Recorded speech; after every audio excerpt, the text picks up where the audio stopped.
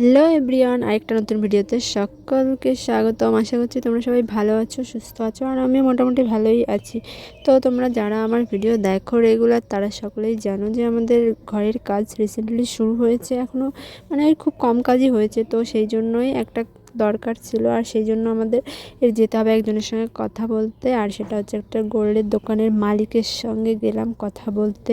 আর সেখানে আমার একটা কাজও দেওয়া ছিল, তাই রিসিপ্টটাকে হাতে নিয়ে মায়ের সঙ্গে বেরিয়ে পড়লাম, যে কথাও বলা হয়ে যাবে, আর যে কাজটা ছিল সেটা কতদূর কি হয়েছে সেটাও জানা যাবে।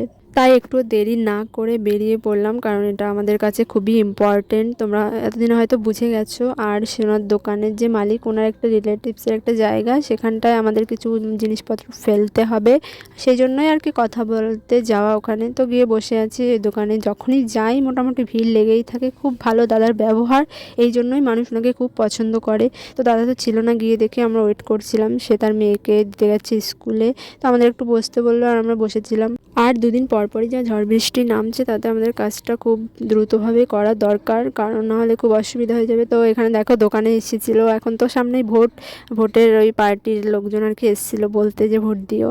তো এটা একটা কোন তৃণমূল না বিজেপি, অন্য একটা পার্টি ছিল। তো তারপরে দাদা কিছুক্ষণ না, প্রায় আমরা 1 ঘন্টা বসে থাকার পর দাদা এসেছিলো। তারপরেই অনেক লোকজন ছিল, তারপর আমার কাজটাও দেখলো, হিসেব টিসেব করলো, টাকাও মোটামুটি কমপ্লিট করে দিলাম। দেন সেখান থেকে আমরা বেরিয়ে চলে এলাম আমাদের জায়গার দিকে, কী অবস্থা আছে একটু দেখতে যাওয়ার জন্য, কারণ আগের দিনে প্রচুর বৃষ্টি হয়েছে।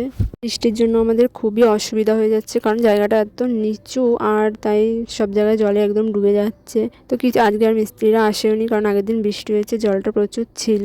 তারপর তো ওখান দেখে আর কি করবো দাঁড়িয়ে থেকে। তারপরে আমি আর মা, আমাদের কাছে একটাই অনুরোধ, নতুন চ্যানেল, আমার পাশে থেকো, আমাকে একটু সাপোর্ট করো, একটু ভালোবাসা দিও। অনেক আশা নিয়ে